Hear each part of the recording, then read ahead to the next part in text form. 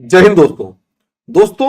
अभी हमने कल एक वीडियो डाला था जिसमें मुस्लिम्स के बारे में बताया कि किस तरीके से मुस्लिम्स का एक माइंडसेट है कि आई एम नॉट इंडियन। उसके पीछे का रीजन सभी के लिए नहीं, लेकिन काफी ज्यादातर मुस्लिम्स के मामले में कंफ्यूजन रहती है कि इस धर्म या देश। अब इसका नेक्स्ट पार्ट हम यहां पर लेके आए हैं। मैंने पहले भी आपको बताया कि ये दो पार्ट्स में वीडियो बन गया था, तो इसलिए मैंने इसे दो पार्ट्स में डिवाइड कर दिया। आज का ये जो वीडियो है वो है पाकिस्तान की पाकिस्तान, ये सेकंड पार्ट है। Pakistan only identity is that they are not Hindu. अब इसी चीज के ऊपर हम डिस्कस करने जा रहे हैं अभिषेक जी से। बचा हुआ पार्ट है, असलियत में एक ही डिस्कशन के दो पार्ट्स थे। आज हम ये दूसरा पार्ट स्टेब्लिश कर रहे हैं, आपके सामने लेकर आ रहे हैं। ठीक है, चलो स्टार्ट करते हैं। ठीक है ना। तो ये जो पॉइंट है कि आप जब मुसलमानों ने देश बना लिया, भारत के मुसलमानों ने, तो वो ये हो गया कि अब हमने देश बना लिया, अब इसको हम मुसलमान कैसे बनाएं। आज भी ये उनके लिए एक बहुत बड़ा गफलत है।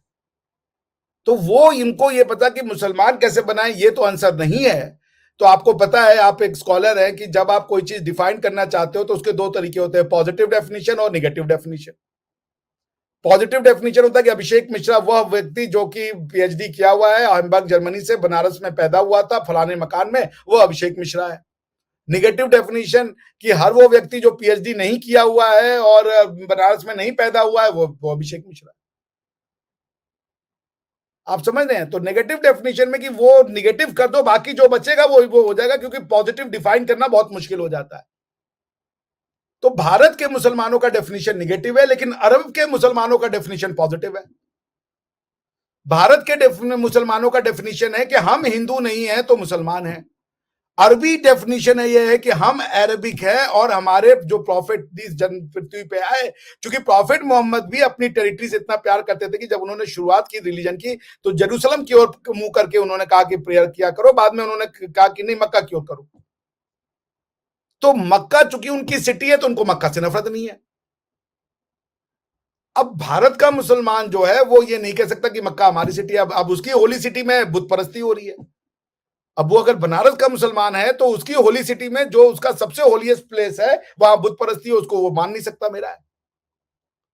लेकिन जो अरबी मुसलमान है वो मक्का में देख रहा है, उसकी जो प्रैक्टिस, उसको ना तो भाषा सीखनी है, ना तो उसको कपड़ा नया पहनना है, ना तो उसको खान पान में परिवर्तन करना है, वो वैसे का वैसा है, उसको कुछ नहीं करना है। मुसलमान बनने के लिए एक पैसे का एफर्ट नहीं लगाना, खाली उसको जो है वो प्रॉफिट मोहम्मद की जीवनी पढ़ लेनी है या वो कुरान पढ़ लेना है, बस।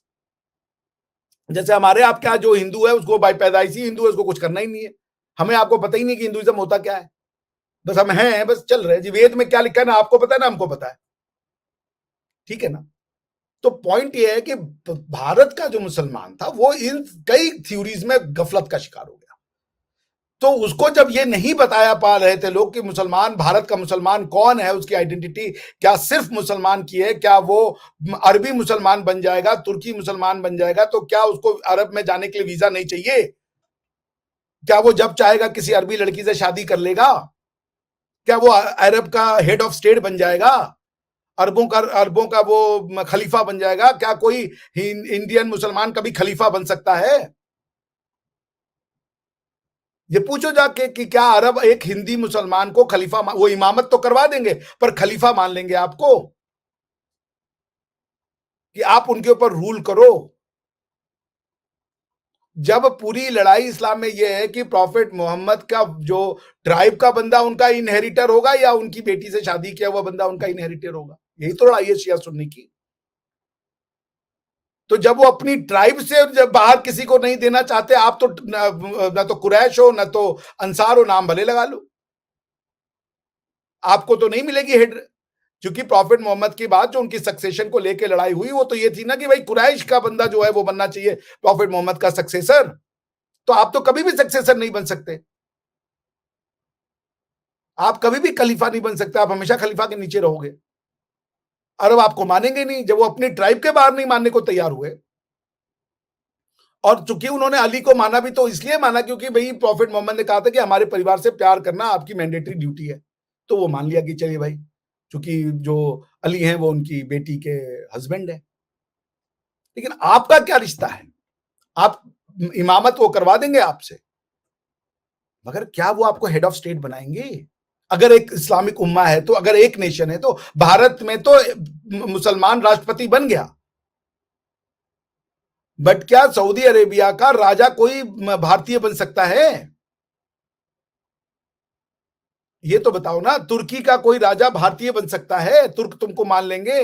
तुर्कों के जाकर के जितने भी मुगल आए उनकी जरा ना दरबार का वो निकलवा लीजिए कि कौन हेड ऑफ स्टेट जो मेजर पोजीशन होता था उसमें भारतीय मुसलमानों को कितने पोजीशन दिए जाते थे।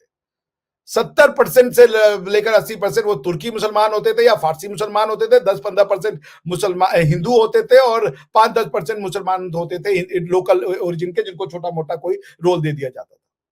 शाहजहां ने जब जामा मस्जिद बनवाई तो उसकी इमामत करने के लिए बुखारा से बुलाया। तो पॉइंट यह है कि भारत के मुसलमान को, आप मुसलमान रहो कोई दिक्कत नहीं है, मगर वो जब पाकिस्तान का मुसलमान बन गया और पाकिस्तान नाम की चीज कोई नहीं थी, तो अब वो ये सोचा हम कौन है, तो कह रहा हम पाकिस्तान है। अच्छा पाकिस्तान क्या है? तो कह रहा है पाकिस्तान का मतलब ला इलाहा इल्लल्लाह। भैया ये नहीं हो सकता, ये तो प्रॉफिट मोहम्मद ने अब मुसलमानों को बनाने के लिए कहा है, तो फिर हर मुसलमान पाकिस्तानी है। अगर पाकिस्तान का मतलब ला इलाहा इल्लल्लाह, तो अरबी भी पाकिस्तानी है, अफगानी भी पाकिस्तानी है, तुर्की भी पाकिस्तानी है, इंडोनेशिया भी पाकिस्तानी है, मलय भी पाकिस्तानी है। फिर तुमने अफगानियों को कैसे निकाल दिया, कह रहे हो कि ये मेरा लैंड है? फिर तुम नेशनलिज्म की बात नहीं कर सकते। फिर तुम अफगानियों को ये नहीं कह सकते कि ये हमारे घर में आके हमें से करे, तुम्हारा घर नहीं है, फिर वो मुसलमानों का घर है। और इकलौता पाकिस्तान एक टेरिटरी है जो सिर्फ मुसलमानों की है और किसी भी मुसलमानों की है, क्योंकि आप कह रहे हो पाकिस्तान का मतलब क्या, ला इलाहा इल्लल्लाह मुहम्मदुर रसूलुल्लाह। तो जो पढ़ रहा है वो आ रहा, फिर अफगानियों को रिफ्यूजी कहने वाले आपकी कौन ये क्षमता हो गई, आपकी कहां से औकात हो गई कि आप अफगानियों को कहो कि वो रिफ्यूजी है? अपनी बात पे कायम रहो। जब तुमने 1954 में पाकिस्तान के सूबों को तोड़ के कहा एक यूनिट बनाएंगे, बांग्लादेश में यही लड़ाई तो हो गई, एक यूनिट बनाएंगे। तो आज आप बलूचिस्तान के लोग जो ये कह रहे हैं कि हमें हमारा हक नहीं मिल रहा है, मगर वो पाकिस्तान का वो कहता है कि भाई हम तो सूबे मानते ही नहीं है, सब मुसलमान है, तो कोई एरिया बलूच का नहीं है, कोई एरिया पंजाब का नहीं है, सब सबका है। लेकिन हो नहीं रहा है ऐसा। इंडिया में भी यही है कि सब एरिया सबका है, कोई कश्मीरी को नहीं है, लेकिन यहां सब मानने को तैयार है, सब एक दूसरे के साथ रहते हैं।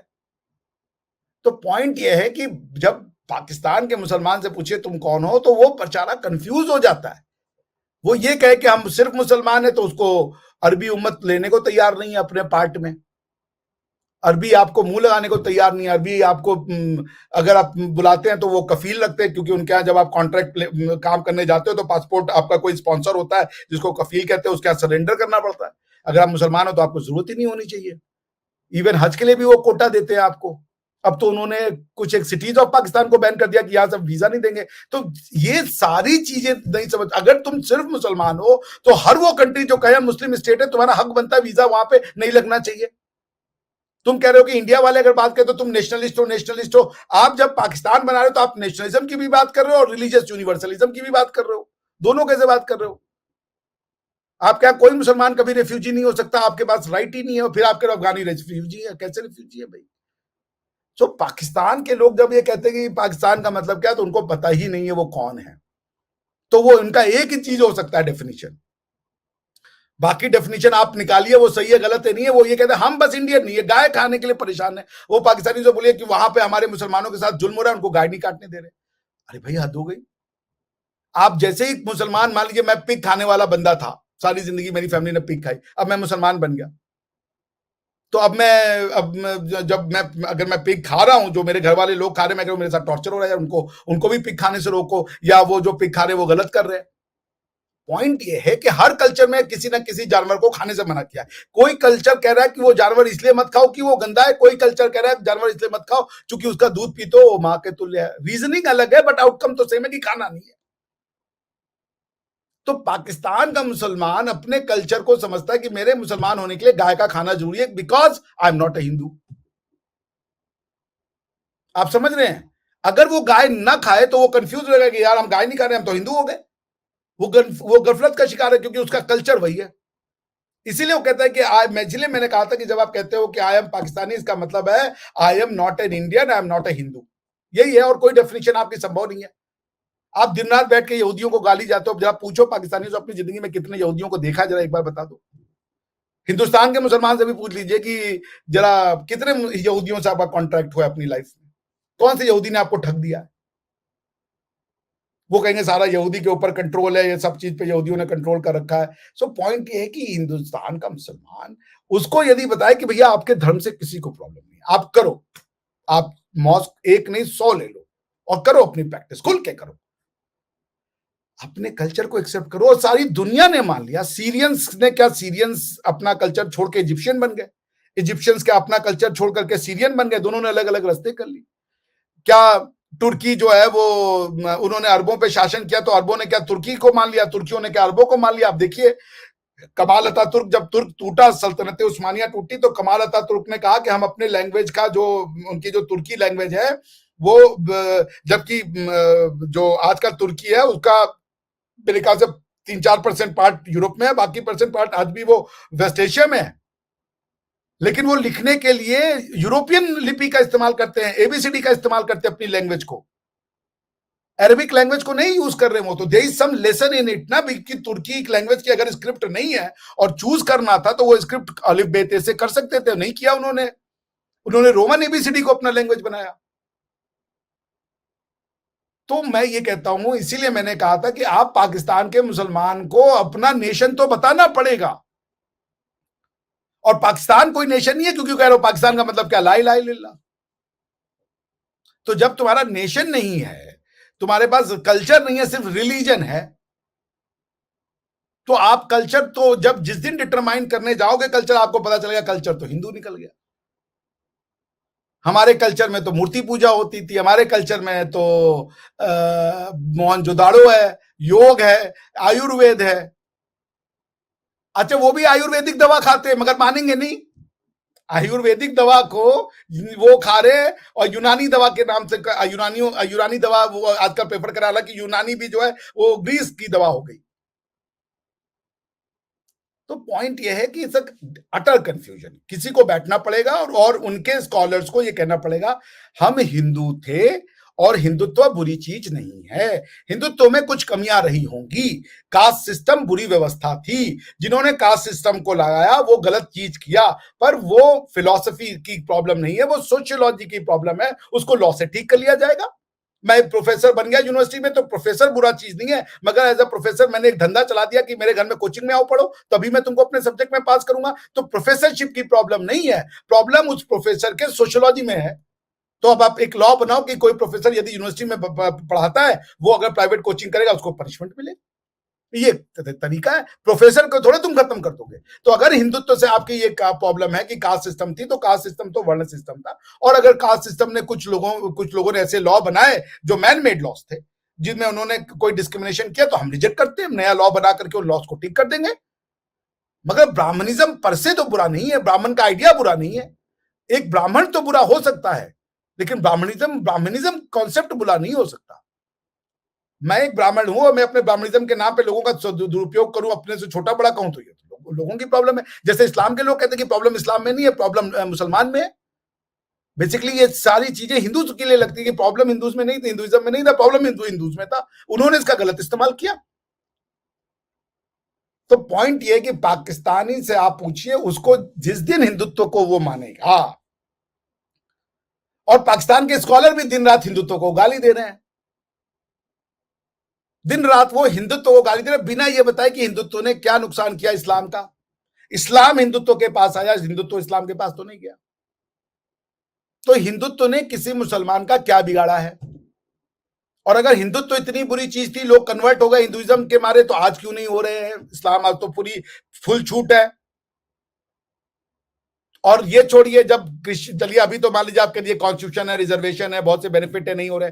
जब अंग्रेज थे, मराठाओं ने बहुत साल तक आपको छीन लिया था। ये शिवाजी राव कोई ब्राह्मण तो नहीं थे ना, शिवाजी राव छत्रपति शिवाजी महाराज तो कोई ब्राह्मण नहीं थे, वो तो छोटी कास्ट के थे। मोदी कौन सा ब्राह्मण है? मोदी के सबसे बड़े दुश्मन ही बल्कि ब्राह्मण है। मोदी तो छोटी कास्ट के है, मोदी हिंदुत्व का झंडा लेके चल रहे हैं भाई। हिंदुत्व का नुकसान तो ब्राह्मणों ने किया है। सारे के सारे कम्युनिस्ट आज देख लीजिए आज की डेट में ब्राह्मण है। मोदी को गाली देने में सबसे ज्यादा ब्राह्मण आगे है। अशोक कुमार पांडे, रवीश कुमार पांडे, देख लीजिए आप। तो पुण्य प्रॉब्लम, प्रसून वाजपेयी, अभिसार शर्मा, बताइए, नाम आप लेते जाए कोई अंत नहीं है। तो पॉइंट ये है कि आप ये पूछे प्रोफेसर, पाकिस्तान के प्रोफेसरों से कि भाई साहब, हिंदुत्व ने इस्लाम का क्या बुरा किया है? आप हिंदुत्व को क्यों गाली दे रहे हो? मैं इसमें थोड़ा सा एक चीज ये देखूंगा, एक जो नॉर्मल ट्रेंड देखा गया कि अल्टीमेटली तू भी वही कर जो मैं कर रहा हूं, फॉलो मी, अदरवाइज मेरे लिए तेरी एग्जिस्टेंस ही नहीं है। जहां मुझे बेसिक पार्ट ये लगा सर। बिल्कुल आपने सही कहा। देखिए, जब मैं ना जर्मनी में था तो मेरे पास एक लीफलेट आया कि क्रिश्चियनिटी में कन्वर्ट हो जाइए। तो उसमें था कि कन्वर्ट होने के बाद पहली चीज ये करनी है कि अपनी पुरानी लाइफ को आपको भूल जाना है। ये प्रॉब्लम है। तो वो जो प्रॉब्लम उनका है कि you have to delete your history and recreate a history without telling कि क्रिश्चियनिटी, आज वही क्रिश्चियनिटी नेशनलिज्म को मानती है। आज वही क्रिश्चियनिटी फ्रीडम ऑफ रिलीजन की बात करती है। अदरवाइज क्रिश्चियनिटी का कोर बिलीफ ये है कि सारे रिलीजन गलत है। मैं जब बेतलहम में गया था, नजारत में गया था और यरूशलेम में गया था, तो वहां पे एक गोरों का झुंड था। वहां पे एक जो क्रिश्चियन वो थे टूरिस्ट वाले, वो दिखा रहे थे। वो साफ साफ बोल रहे थे कि the only truth is the truth of Lord Jesus Christ, all other are false. तो भाई पॉइंट ये है कि हम जो वैदिक लोग हैं, हम आपको उसकी भी इजाजत देते कि आपको ये कहो कि मेरा झूठा है और आपको उसमें खुशी प्राप्त हो, हम उसके लिए तैयार हैं। तो पॉइंट ये है कि जो पाकिस्तान का स्कॉलर है, उसको हिंदुइज्म से इतनी नफरत है, उसको इस्लाम से प्यार हो ना हो, मगर उसको हिंदुइज्म से नफरत बहुत ज्यादा है। ये दिक्कत का घर बन गया है। वो रिफॉर्म नहीं होने दे रहा, क्योंकि वो कल्चर को जमने नहीं दे रहा। क्योंकि जैसे ही वो, अगर वो मान लीजिए कह रहा है कि ठीक है हमको यहाँ पे ना शरिया लॉ नहीं चाहिए, तो ठीक है फिर चलो पाकिस्तान की हिस्ट्री की बुक लिखे। अच्छा, पाकिस्तान की हिस्ट्री की बुक में क्या लिखे? अरे वो तो फिर सारे हिंदू की हिस्ट्री आ रही है, वो मत लिखो। मोहनजोदाड़ो में भगवान की पूजा होती थी, नहीं नहीं नहीं नहीं, भगवान नहीं था कोई, वो कोई इंडिया का भगवान नहीं था, कोई और कहीं का भगवान था, वो डालो। उसकी समस्या है कि वो पाकिस्तान की हिस्ट्री को, वो अगर छोड़ भी दे अपनी हिस्ट्री को, न्यूट्रल लिखना चाहे, तो वो हिंदू की हिस्ट्री नहीं लिखना चाहता। वही आप समझ चैप्टर रहे क्लोज हो जाता है। हैं? वही, और इसलिए वो हिस्ट्री को रिकंसाइल नहीं कर पाएगा कभी भी, जब तक वो हिंदुत्व को गाली नहीं देगा। जिस दिन वो हिंदुत्व को गाली देकर स्वीकार करेगा और कंस्ट्रक्टिव क्रिटिसिज्म करेगा कि भाई कास्ट सिस्टम एक बुरी व्यवस्था थी, और कुछ स्कॉलर्स ने कास्ट सिस्टम के नाम पे वो रूल लिखे जो कि एक्सेप्टेबल नहीं है, और हम उन रूल को रिजेक्ट कर, क्योंकि वो गॉड के द्वारा भेजे गए रूल नहीं है, वो मैन मेड लॉज है। मैन मेड लॉज को तो हम ऐसे ही लात मार देंगे। हमारा कॉन्स्टिट्यूशन तो वेदा है, बाकी सब चीज स्टैचूट है, और कोई भी चीज स्टैचूट से जाके वेद कॉन्स्टिट्यूशन से टकराएगी तो वो अपने आप अनकॉन्स्टिट्यूशनल हो जाती है। तो अगर ये लॉज लिखे भी गए डिस्क्रिमिनेटरी लॉज, वो अनकॉन्स्टिट्यूशनल थे, हम उनको रिजेक्ट करते हैं। और हमारा जो न्यू कॉन्स्टिट्यूशन है, जिसका अम्बिलिकल कॉर्ड वेदों से जुड़ा हुआ है, वो अब हमें ये पावर देता है कि अगर कोई अनकॉन्स्टिट्यूशनल लॉ थे, डिस्क्रिमिनेटरी लॉज थे और लिखे गए यहाँ की सोसाइटी में, यहाँ के लोगों के द्वारा, चाहे वो ब्राह्मण हो या कोई भी हो, वो गलत है और उनको मानने की वो नहीं है, मगर वो स्टैचूट है, वो मैन मेड लॉज है। मनु जो कोई उनको भगवान ने नहीं उतारा, तो उन्होंने खुद से अपनी लॉ लिखी थी। तो यदि मनु में कोई ऐसा लॉ हो तो आप उसको कैंसिल कर दो, लेकिन अगर नहीं है तो फिर उसको एक्सेप्ट करो। उसी तरीके से धर्मशास्त्रों में या धर्मसूत्राज में ऐसे कोई नियम आए, ऐसे कोई लॉज आए जो डिस्क्रिमिनेटरी थे, तो उनको स्ट्राइक डाउन करो, गलत है वो मानवों के द्वारा लिखे गए इंटरप्रिटेशन है, पर वो वर्ड ऑफ गॉड तो नहीं है ना। There is a difference between word of god and human made laws. तो Manusmriti at the most human made law है, उसके लिए हिंदुइज्म या वेदों से नफरत करने की क्या जरूरत है? अगर मान लीजिए ऐसा कुछ है भी, मैंने नहीं पढ़ा आज तक, तो उसके लिए आपको मनुस्मृति से नफरत वेद से नफरत तो नहीं सिखाती। Manusmriti is a work of a human being, Veda is a spoken word of God. तो पॉइंट यही है कि जो पाकिस्तान की आइडेंटिटी है, जब तक वो हिंदुत्व के साथ रिकंसाइल नहीं कहेंगे, खुद को सनातनी मुसलमान नहीं कहेंगे, वैदिक मुसलमान नहीं कहेंगे, भारतीय मुसलमान नहीं कहेंगे, जब तक कहेंगे कि हमारे जो, अब आप देखिए अब्राहम को प्रॉमिस लैंड मिला था इजराइल में, वो गॉड ऑफ इजराइल था, हाशिम है उनका गॉड, लोकल गॉड है, लोकल व्यवस्था थी, उसको आप यूनिवर्सल बना रहे हो। चलो मान भी लें कि भाई आपके पिताजी, पहले पिताजी एडम थे, फिर तो नेशंस में बढ़ गया ना, तो भारतीय नेशन बना ना, तो यहाँ के कल्चर और उसको तो एक्सेप्ट कर लो आप। भगवान राम भी तो आपके हो गए ना फिर। तो फिर रामनवमी से कैसा विरोध? अगर इतने 1,34,000 अंबिया आए हैं, उसमें कृष्ण जी भी आप ही के हिसाब से अंबिया, तो फिर उनकी मंदिर से कैसा विरोध? उनके जन्म स्थान को क्यों तोड़ा आपने जब वो अंबिया थे? आपने अपनी आइडेंटिटी को एंटी हिंदू बना दिया। इसलिए मैं कहता हूं पाकिस्तान का मतलब I am not Indian, I am not Hindu. वो मंदिर को एक्सेप्ट ही नहीं कर सकता। उसको बुत परस्ती को एक्सेप्ट, जैसे अब ये आर्य समाज के लोग हैं, वो भी बुत परस्ती को निगेट करते, लेकिन वो मंदिरों को एक्सेप्ट करते। आप समझ रहे हैं? तो ये जो है कि इस्लाम की बुत परस्ती को ना एक्सेप्ट करना और आर्य समाज की बुत परस्ती को ना एक्सेप्ट करना, दोनों के बीच में कम्युनिटी ढूंढी जा सकती है। मुसलमानों को बताया जा सकता है कि जैसे आर्य समाज है बुत परस्ती का विरोध करता है, लेकिन वैदिक कॉन्सेप्ट का विरोध नहीं करता। आप वेद ना मानो, आप कुरान के हिसाब से चलो स्पिरिचुअल कंटेक्स्ट में, बिकॉज कॉन्स्टिट्यूशनल गवर्नेंस में तो आपको सेक्युलरिज्म, तो अब तो लॉ तो पार्लियामेंट का होगा। अब चाहे जो कह लो, शरिया लॉ की कोई प्लेस इस देश में नहीं हो सकती। यहां पार्लियामेंट्री लॉज ही चलेंगे, और पार्लियामेंट जो है वो वेद से बड़ा है, कुरान से बड़ा है, गीता से बड़ा है, बाइबल से बड़ा है। क्यों? क्योंकि वही आपको इन सब को मानने की अब आपको वो दे रहा, शक्ति दे रहा है। और इनके बीच में जब तक बड़े की बात तब आएगी जब कॉन्स्टिट्यूशन में और बाकी किताबों में कॉन्फ्लिक्ट हो। नहीं कॉन्फ्लिक्ट हो रहा तो आप मानो आपको फ्रीडम है। तो जैसे भगवान श्री रामचंद्र ने कहा ना कि भाई आपको अगर ये किताबें स्वर्ग ले जाती हैं, तो भगवान श्री राम ने कहा था कि जननी जन्मभूमि स्वर्गादपि च गर्यसी, माता और मातृभूमि स्वर्ग से भी बड़ी है। तो आपको माता और मातृभूमि का कॉन्सेप्ट तो कॉन्स्टिट्यूशन ऑफ इंडिया दे रहा है ना, वो स्वर्ग से बड़ा है। तो कोई किताब यदि स्वर्ग प्रॉमिस कर रही है और कोई किताब आपको अपनी मातृभूमि को अच्छा करने की प्रॉमिस कर रही है, तो इवन प्रभु श्री राम के मंतव्य से कॉन्स्टिट्यूशन बड़ा डॉक्यूमेंट हो जाता है, क्योंकि वो कह रहा है कि स्वर्गादपि च गर्यसी जन्मभूमि। तो आप अगर भारत का मुसलमान ये मान ले कि हम प्रभु श्री राम हमारे वंशज है, तो बोलो कि भाई स्वर्गादपि च गर्यसी।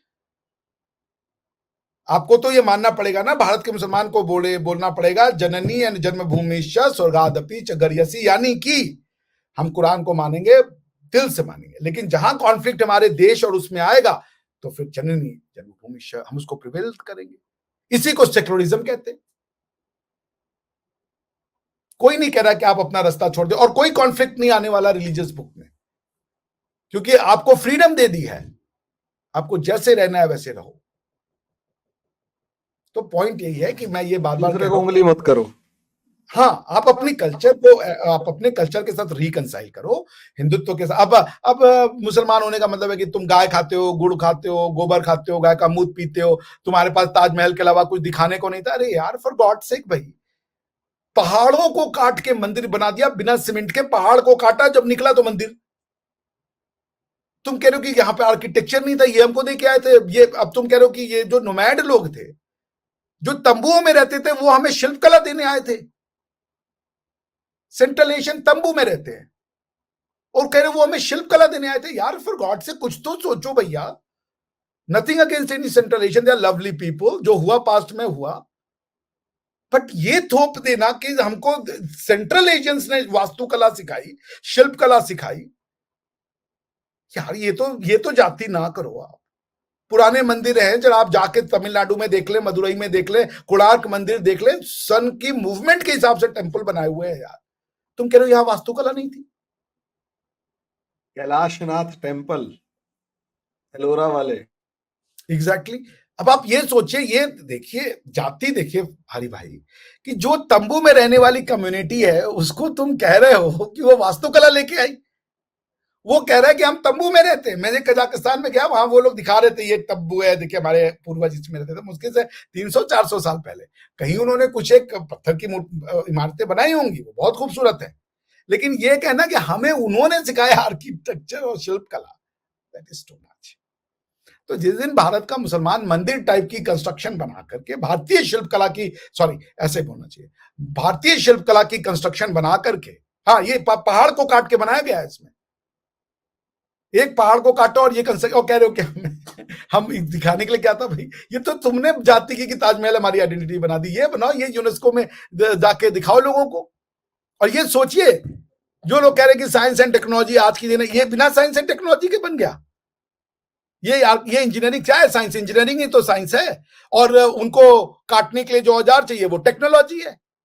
तो इसको बनाने के लिए जो औजार लगे होंगे वो टेक्नोलॉजी नहीं है, और इसको इमेजिन करने वाले के पास साइंस नहीं था, वो जियोलॉजी नहीं जानता था। आप सोचिए जरा।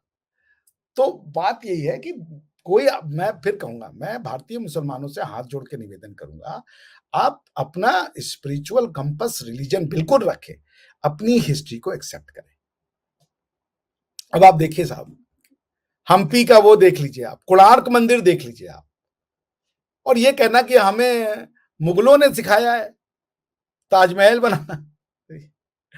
अंकोर वाट का मंदिर आज भी दुनिया का सबसे बड़ा मंदिर है। आप कह रहे हो कि हमें शिल्पकला नहीं मालूम थी।